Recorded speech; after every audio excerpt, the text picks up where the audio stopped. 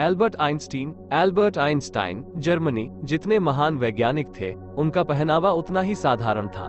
काम असाधारण, सिर पर बड़े बड़े बाल, बदन पर घिसी हुई चमड़े की जैकेट, बिना सस्पेंडर की पतलून, पांवों में बिना मोजों के जूते, खोलते समय न उन्हें ढीला करना पड़े न पहनते समय उन्हें कसना पड़े। एक ऐसे शख्स जिन्हें देखकर कभी नहीं लगता था कि यही वो महान वैज्ञानिक है जिसने विश्व को क्रांतिकारी सिद्धांत दिए हैं, जिसे विश्व पूरा सम्मान देता है। नोबेल पुरस्कार भी उसके कामों के सम्मुख बौना पड़ता है।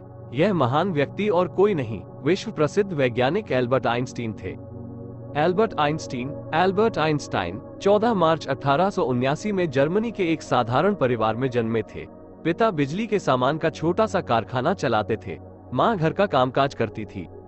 एल्बर्ट आइंस्टीन के लालन पालन की जिम्मेदारी इनके चाचा ने निभाई थी।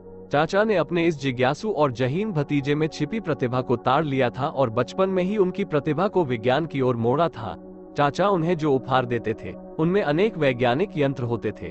उपहार में चाचा से प्राप्त कुतुबनुमा ने उनकी विज्ञान के प्रति रुचि को जगा दिया था। उनकी माता हंसी में कहा करती थी, मेरा एल्बर्ट बड़ा होकर प्रोफेसर बनेगा। उनकी हंसी में कही हुई बात सचमुच सत्य होकर रही। 1909 में वे म्यूनिख विश्वविद्यालय में प्रोफेसर बनाए गए। फिर कुछ वर्ष बाद केसर विल्हेम संस्थान विश्वविद्यालय विज्ञान संस्थान के निदेशक भी बनाए गए। वे कोरे बुद्धिवादी वैज्ञानिक नहीं थे, वरन उदार मानव भी थे। वे एक भावनाशील हृदय प्रधान मानव थे। जब जर्मनी में हिंसा और उत्पीड़न का तांडव खड़ा किया गया, तो आइंस्टीन ने इस कृत्य की घोर निंदा की। उन्हें इसी कारण जर्मनी छोड़ देना भी पड़ा। स्वयं को वे साधारण सा व्यक्ति मानते थे। अपने समकालीन महापुरुषों में उनकी गांधी जी के प्रति अनन्य भक्ति श्रद्धा थी। गांधी जी की मृत्यु पर उन्होंने कहा था, आने वाली पीढ़ियां इस बात पर विश्वास नहीं करेगी कि इस प्रकार का व्यक्ति हाड़ मांस के पुतले के रूप में पृथ्वी पर विचरण करता था। वे अपने को गांधी जी से बहुत छोटा मानते थे। उन्होंने तत्कालीन भारतीय राजदूत गगनभाई मेहता से कहा था, मेरी तुलना उस महान व्यक्ति से न करो जिन्होंने मानव जाति के लिए बहुत कुछ किया है। मैं तो उनके सामने कुछ भी नहीं हूँ।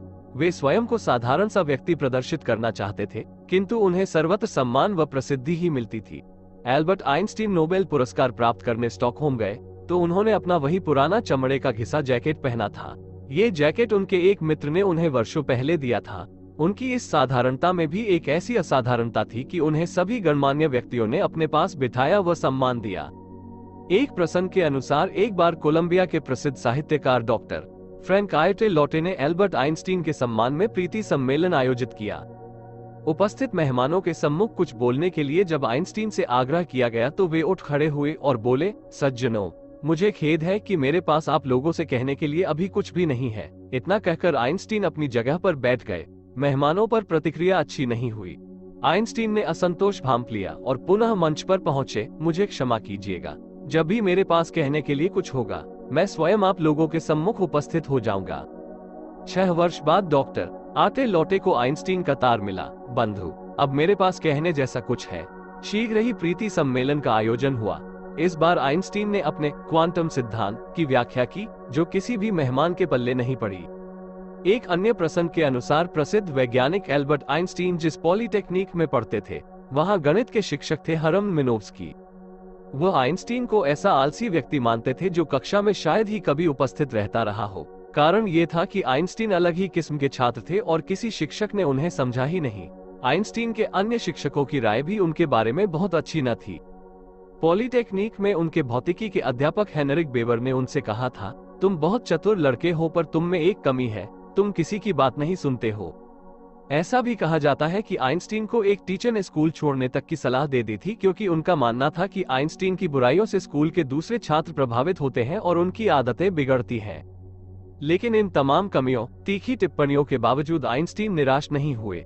जीवन के प्रति उनमें आशा बनी रही, क्योंकि उन्होंने अपना आत्मविश्वास नहीं खोया था।